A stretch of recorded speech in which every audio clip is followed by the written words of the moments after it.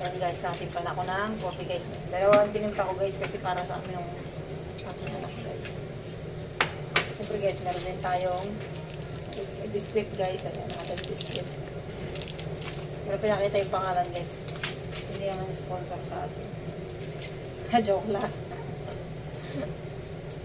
Ayan guys, kahit tayo. Kasi yan natin ating guys, kakanin guys.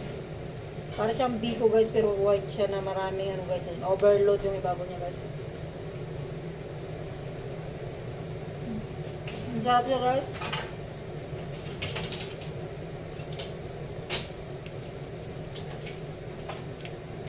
Special to guys, niluto nila.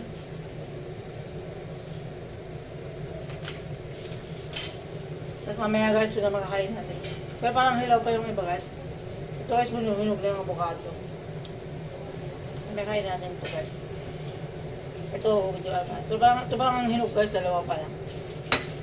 Binigay lang sa amin guys. Ang laki. Nakakatawa guys.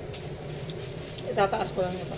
Bye bye guys. Thank you for watching. Kahit tayo guys, good morning.